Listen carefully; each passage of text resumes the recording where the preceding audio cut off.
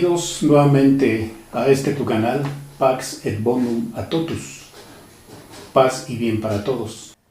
La frase que da título a este video es una parodia de aquella frase con la cual comienza una de las primeras obras de Carlos Marx y que escribió con Federico Engels, cuyo nombre es El Manifiesto del Partido Comunista. La frase es: un fantasma recorre Europa, el fantasma del comunismo. Todas las fuerzas de la vieja Europa se han unido en santa cruzada contra ese fantasma. El Papa y el Zar, Metternich y Guizot, los radicales franceses y los sicarios uniformados alemanes. Este documento fue publicado el año 1848 en Londres. En este documento, Marx nos señala con mucha claridad qué personajes concretos manifestaban su rechazo, oposición o preocupación a dicho acontecimiento que se estaba generando, su inquietud por la expansión de dicho fantasma del comunismo.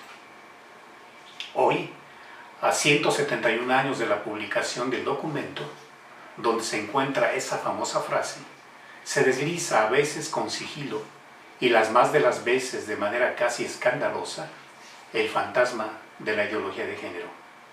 Y no tan solo por Europa, sino por todo el mundo.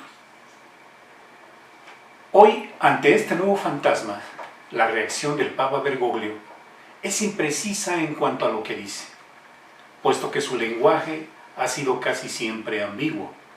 No ha sido un lenguaje de sí, sí o no, no, sino sí y enseguida no, o un no y enseguida sí. El no asumir claramente una postura. Esto me recuerda aquella frase bíblica que dice que Dios prefiere a los calientes o a los fríos, pero no a los tibios, pues a estos los vomita. Sin embargo, el Papa en sus actos es más claro que en sus dichos, y creo que sus actos manifiestan su preferencia por la ideología de género, su simpatía por este nuevo fantasma. Ahora bien, ¿cuál es el hecho que detonó mi interés por elaborar este video?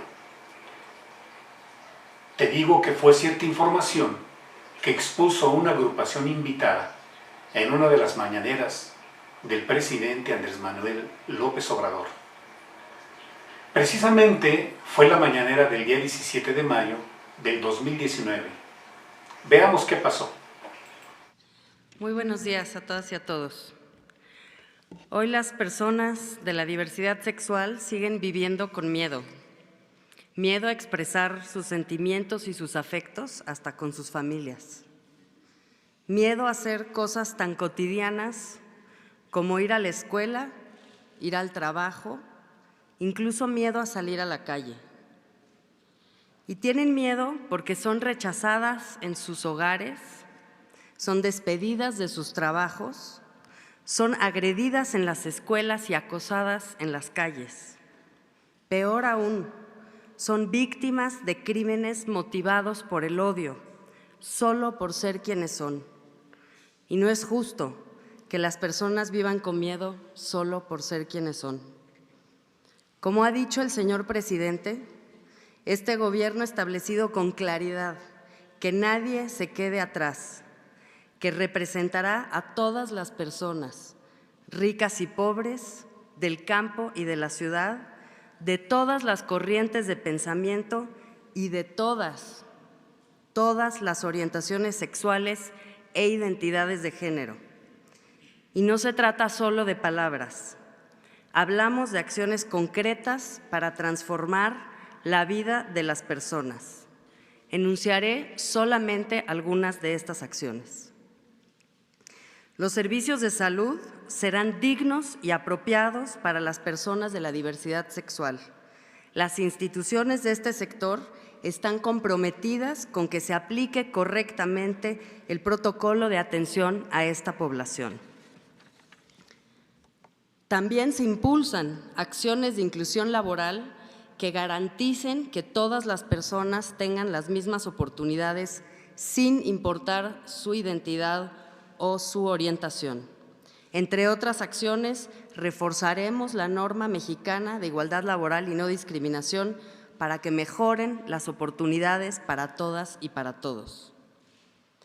En las escuelas del país, nuestras niñas, niños y jóvenes están viviendo auténticas pesadillas por ser quienes son o por cómo son percibidos.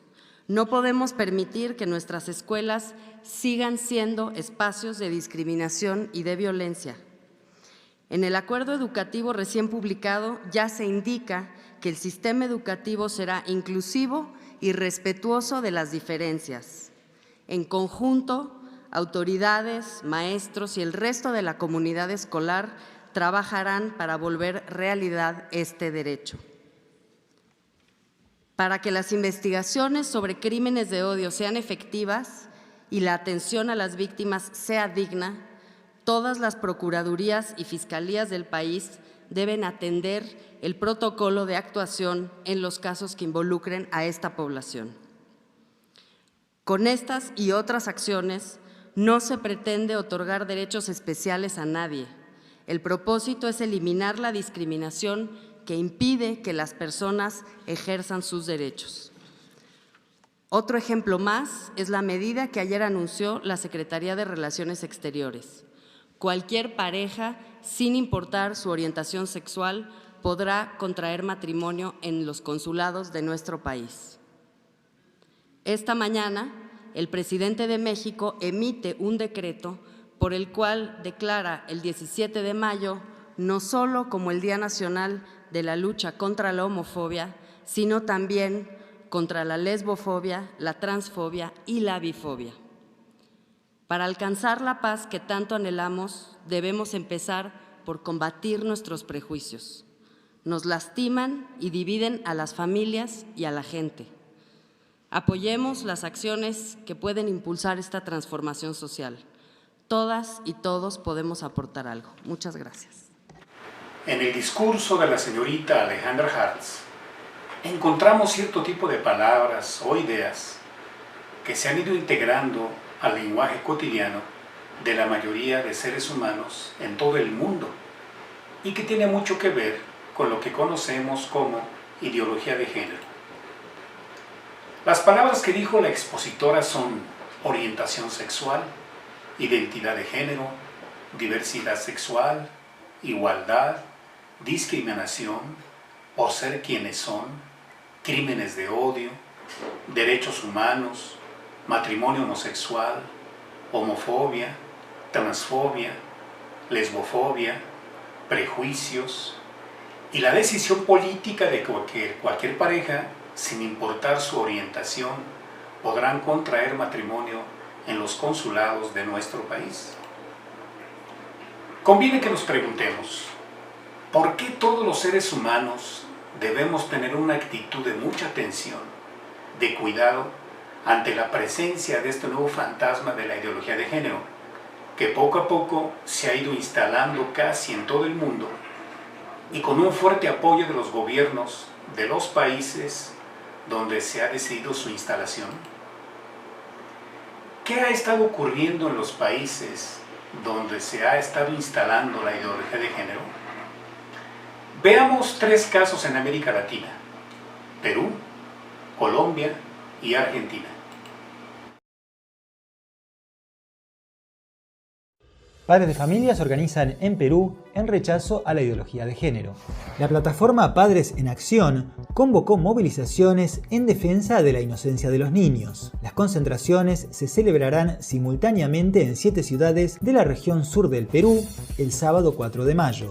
De este modo mostrarán su rechazo a la ideología de género patrocinada y promovida por el Estado peruano, ya que sostienen que carece de base lógica y científica y que pervierte la moral de los niños. El sistema educativo peruano está siendo objeto de investigación después de descubrirse contenidos pornográficos en los libros de textos de las escuelas que habían sido aprobados por el gobierno de Martín Vizcarra. La polémica por una guía de educación sexual que incluiría la ideología de género en los colegios sigue creciendo.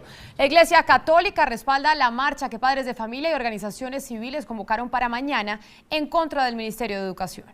Un nuevo actor se sumó a la polémica discusión de género y sexo en los colegios del país. Lamentamos que la Corte Constitucional y ahora el Ministerio de Educación estén abusando del derecho para promover la ideología de género en los más variados ámbitos de nuestra sociedad. La Iglesia anunció su respaldo a las marchas convocadas para mañana en todo el país. Es necesario salir a defender la familia. Es necesario salir a proclamar que la familia conformada por el hombre y la mujer con sus hijos es la célula fundamental de la vida social. No queremos que a los colegios se les imponga una manera absurda de educar a nuestros hijos. Los papás vamos a marchar. La ministra de Educación, Gina Parodi, dijo que no está imponiendo ideologías. Una tranquilidad a los padres de familia, a la Iglesia Católica.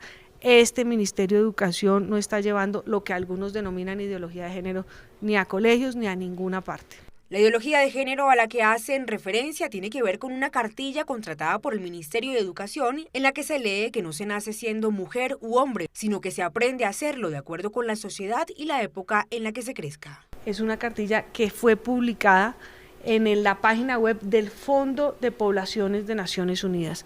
No es una cartilla autorizada por el Ministerio de Educación. Pero reconoció que estos temas se han socializado. Se realizan talleres con las secretarías de educación, con los rectores, en donde se formulan preguntas para que ellos después autónomamente revisen esos manuales. Llegó un documento con unas preguntas orientadoras que nos dice a nosotros cómo revisar el manual de convivencia. El Centro Democrático denunció millonarios pagos por la polémica cartilla. El Ministerio de Educación suscribió un contrato directo con 4 entidades, entre ellas Colombia Diversa, por un valor de casi 1.600 millones de pesos para desarrollar el ejercicio de los derechos sexuales y reproductivos en la convivencia escolar. La ministra insistió en que sectores políticos la están persiguiendo.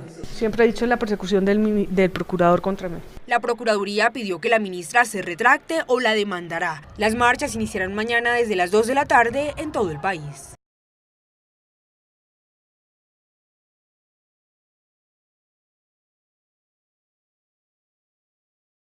Mientras gran parte del mundo se levanta contra la ideología de género, sus promotores tienden a responder que la ideología de género en verdad no existe. ¿Existe o no existe la ideología de género? Podemos definir la ideología de género de una manera muy sencilla. La ideología de género es, en una palabra, un conjunto de ideas anticientíficas que con propósitos políticos autoritarios desarraigan de la sexualidad humana su naturaleza y la explican exclusivamente a partir de la cultura. La idea medular de la ideología de género es que sexualmente hemos sido construidos por nuestro entorno y en consecuencia estamos llamados a deconstruirnos. Ahora bien, aquellos que argumentan que la ideología de género no existe, rara vez nos dicen qué entienden ellos por ideología. Ideología tiene dos grandes acepciones. Una acepción clásica que entiende a la ideología como un conjunto de ideas contrarias a la razón, contrarias a la ciencia. Esta concepción de ideología ha sido, por ejemplo, la de Carlos Marx. Carlos Marx veía la ideología como un espejo a partir del cual uno veía su imagen invertida, las patas para arriba y la cabeza para abajo. Otra acepción de ideología la brinda hoy en día la ciencia política, que entiende por ideología un conjunto de ideas que, al margen de su veracidad o de su error, sirven para movilizar grupos sociales y políticos específicos. ¿La ideología de género existe o no existe entonces? Tanto si tomamos la primera acepción como la segunda acepción de ideología, la ideología de género es efectivamente una ideología. No solamente porque se opone a la ciencia biológica, a la anatomía, a la fisiología, a la psicobiología, a la genética, a la embriología, a las neurociencias, sino porque además ese conjunto de ideas mistificadoras y falsas sirven para catalizar la movilización política de dos grupos específicos, las feministas más radicales por un lado y los movimientos LGBT por el otro. Ahora bien, el problema con la ideología de género no es simplemente que sea una ideología, no es simplemente que sea anticientífica. El problema con la ideología de género es que representa un grave ataque a nuestras libertades individuales. La ideología de género no se puede sostener de no ser por el concurso del Estado. No hay ideología de género sin estatismo. Mírese cualquier país de Occidente que esté aplicando políticas de género y lo que va a ver es un Estado en constante expansión a expensas de la libertad individual de sus ciudadanos. Pongamos esto con un ejemplo claro. Supongamos que Juan se autopercibe como Superman. Él tiene toda la libertad y todo el derecho del mundo de autopercibirse como él quiera hacerlo. Supongamos que Juan, que ahora se autopercibe como Superman, nos dice que se va a arrojar desde un rascacielos. Juan evidentemente puede hacerlo. Lo que no tiene derecho Juan es formar un lobby de personas que se autoperciben como superhéroes y obligarnos a nosotros los ciudadanos a que los percibamos como ellos se autoperciben y mucho menos obligarnos a financiarles sus capas de superhéroes, a financiarles sus tratamientos para convertir su cuerpo en el cuerpo de superhéroes y mucho menos meterse en la conciencia de nuestros hijos y educarlos a través de un sistema adoctrinante en que ellos también pueden ser como Juan el superhéroe. Y ejemplos como este, que evidentemente es algo exagerado, se dan en otro nivel en nuestros países más frecuentemente de lo que pensamos. Por ejemplo, mi país, Argentina. Un señor llamado Sergio cumple sus 60 años. Ocurre que en la Argentina las mujeres se jubilan con 60 años y los hombres con 65. Sergio, muy perezoso, dice: no quiero ir a trabajar más y tengo un estado que me dice que la sexualidad depende de mi autopercepción, que yo soy sexualmente aquello que yo defino ser, no solamente para mí mismo, sino para los demás. ¿Qué hizo entonces Sergio? Fue al Estado, se cambió su sexo frente al Estado, estafó al pueblo argentino porque ahora se jubiló 5 años antes. En Argentina también estamos pagando con nuestros impuestos un programa de televisión pública que se llama Todes. Sí, Todes, porque ahora todos somos tan tontos que no sabíamos hablar y estas élites iluminadas de la ideología de género nos van a reeducar en nuestra forma de hablar. Eso es lo que se llama lenguaje inclusivo y en la Argentina ya lo estamos pagando con nuestros propios impuestos. Veamos otro tipo de ejemplo, un caso argentino, el de Babi Echecopar. Un periodista, locutor, tiene un programa de radio, fue muy crítico con las feministas y recibió una sanción de la justicia. La justicia le ha ordenado ahora al señor Echecopar que él tiene que darle un espacio en su programa radial a feministas y, entre comillas, especialistas en género, durante X cantidad de minutos todos los días. Babi Echecopar y todo su equipo tienen terminantemente prohibido refutar a las feministas y a los especialistas de género antes, durante y después de su participación. En Europa, por supuesto, esto adquiere ribetes más radicales. Veamos el caso de Suecia. El partido de izquierda recientemente propuso una ley para obligar a los hombres a orinar sentados en los baños públicos. Consideremos también el caso de Hazte Oír, la ONG española que en marzo del 2017 lanzó a las calles un autobús anaranjado que decía: los niños tienen pene, las niñas tienen vulva, que no te engañen. De inmediato, un juez emitió una orden para inmovilizar el autobús, afectando la libertad de circulación y de expresión de Hazte Oír, bajo la presuposición de que decir semejante cosa era un crimen de odio. Después de todo, según la ideología de género, existen niñas con pene y niños con vagina. En febrero de 2019, el gobierno socialista español terminó retirándole a Hazte Oír su utilidad pública precisamente por criticar el dogma de género. Mientras tanto, en el País Vasco se ha pedido la prohibición del fútbol como deporte en los colegios porque se dice que territorializa con criterios de género el espacio recreativo. ¿Tanto se mete el Estado en tu vida bajo la hegemonía de la ideología de género que, por ejemplo, tomemos el caso canadiense? Allí, un proyecto de ley pretende penalizar a aquellos que utilicen pronombres de género equivocados. ¿Y esto qué significa? Por ejemplo, yo, llamándome Agustín, si en Canadá digo que en verdad soy Agustina y me autopercibo como una mujer, y un canadiense se confunde y me trata a mí como él en vez de ella, yo podría judicializarlo y él podría terminar hasta 6 meses preso por no aplicar el pronombre de género correcto respecto de mi nueva identidad de género. Pensemos, si no, en otro reciente caso de la Argentina. Florencia de la B, un travesti muy famoso de mi país, recientemente en la ciudad de Carlos Paz ganó el premio a la actriz del año. A un locutor cordobés se le cruzó por la cabeza criticar esa premiación alegando que el premio a la actriz del año correspondía a una mujer. Hoy ese locutor está enfrentando un proceso judicial y ha sido ya castigado por instituciones estatales por expresar su opinión al respecto. Los ejemplos abundan y llevaría horas enunciarlos todos.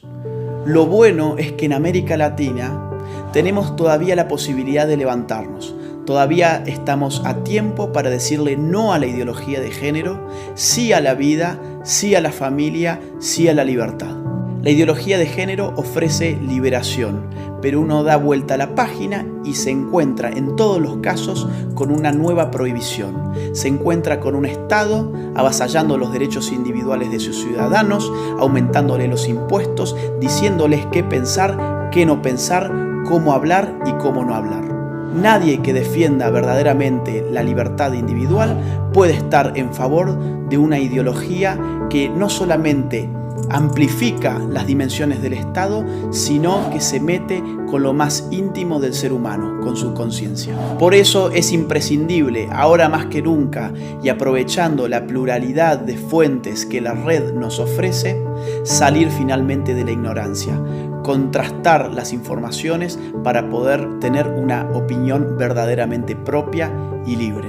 Soy Agustín Laje para Los Ignorantes. Gracias por ver este video. Te invitamos a compartirlo y a seguir a Los Ignorantes en sus redes sociales. En los 3 países latinoamericanos, como vemos, hay un apoyo fuerte, casi unánime, de las autoridades a los defensores de la ideología de género. En los 3 casos vemos también cómo los padres de familia se organizan y salen a protestar a las calles. Habiendo sabido de la ideología de género y su aplicación, se han dado cuenta de su carácter esencialmente negativo. También los padres se han dado cuenta de que los programas de educación sexual integral se han estado implementando desde kinder hasta secundaria y que no son otra cosa que empezar a adoctrinar a los niños y a los jóvenes con la ideología de género. Empezar pues a pervertir a los niños y jóvenes desde temprana edad. Todo esto de la ideología de género, más que algo positivo, en la realidad se manifiesta como una agresión a esas 3 partes que conforman la unidad que es todo ser humano. Agresión a su cuerpo, agresión a su alma y agresión a su espíritu. Todo esto nos permite entender que no es opcional, sino necesario, tener un conocimiento lo más completo y profundo posible para saber cómo llevar a cabo la defensa de los niños y los jóvenes, saber cómo defender racionalmente y con fundamentos científicos a nuestros hijos. Mi intención es, en el siguiente video, empezar a compartirte esta información de la manera más amplia, profunda y clara posible. Información que es producto de investigaciones de profesionistas muy serios y comprometidos con la vida de los seres humanos. Quiero proporcionarte el nombre de los autores y sus obras, en las cuales me he basado, por si tu intención posterior es ampliar y ahondar más tu conocimiento sobre el tema. Comencemos con la autora Jane Halland McClary. Consideramos el libro titulado Derechos Humanos Depredados. Otra obra que tiene que ver también con el tema de esta autora es El tiempo de las mujeres. Nació Jane en Mandal, Noruega, en 1957. Está casada y tiene 4 hijos. Es Master of Arts por la Universidad de Minnesota, Magister Artium y doctora en Ciencias Políticas por la Universidad de Oslo, y está especializada en integración europea. Representó a la Santa Sede en la 4ª Conferencia Mundial de las Naciones Unidas sobre la Mujer en Pekín en 1995. En su país ha desempeñado diversos cargos oficiales, entre ellos Secretaria de Estado de Asuntos Exteriores desde 1997 hasta el 2000. En la actualidad se dedica principalmente a la docencia como catedrática de Relaciones Internacionales en el Departamento de Ciencias Políticas de la Universidad de Oslo. La siguiente autora es Mary Eberstadt.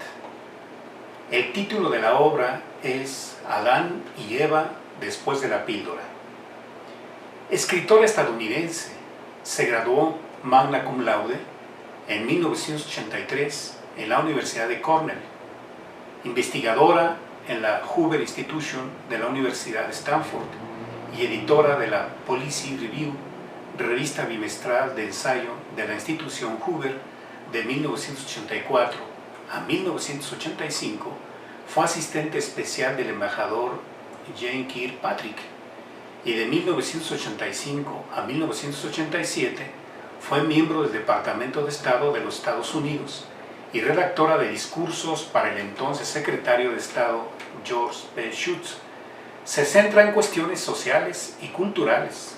Ha escrito para diferentes revistas y periódicos. La siguiente autora e investigadora es Marguerite Peters. El título de su obra es Marion Ética.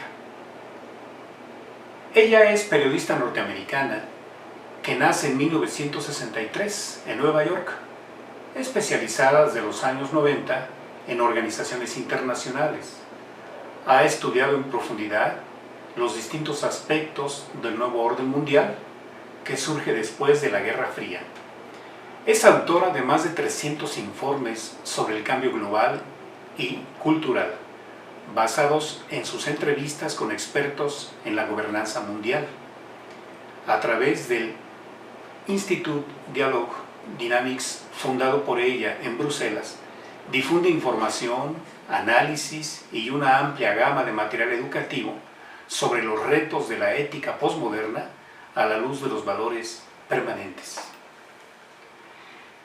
El siguiente es un autor, Peter Kreeft. El título de la obra es Cómo ganar la guerra cultural.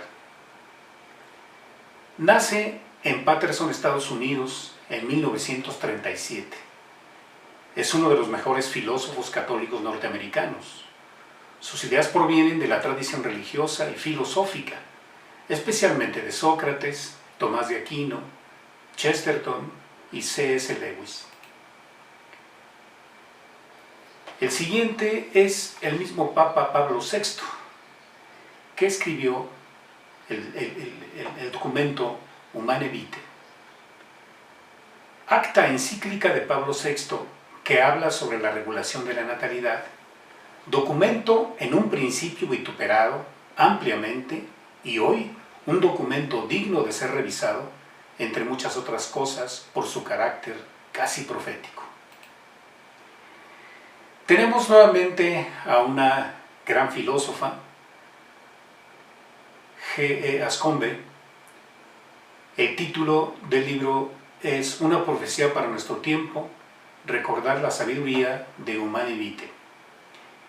Ella, filósofa británica que nace el 18 de marzo de 1919 y muere el 5 de enero del 2001, se especializó en ética y fue discípula y amiga del famoso filósofo austriaco del siglo XX, Ludwig Wittgenstein.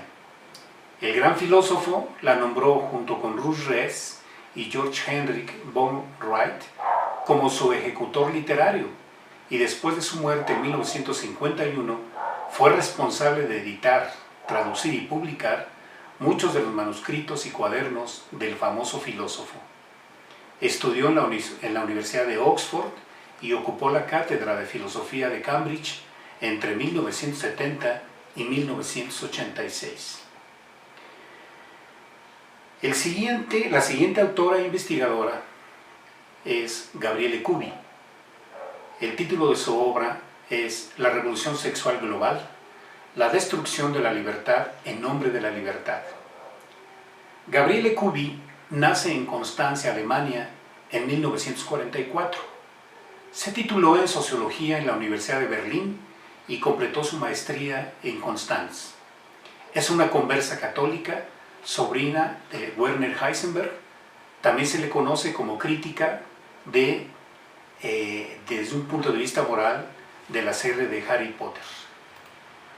Esta última obra de Gabriele Kubi me parece la más completa o una de las más completas en relación a este tema y a otros temas relacionados. Es una obra amplia, clara, profunda. Es esta pues la obra que voy a tomar como base para la explicación de este tema en los próximos videos.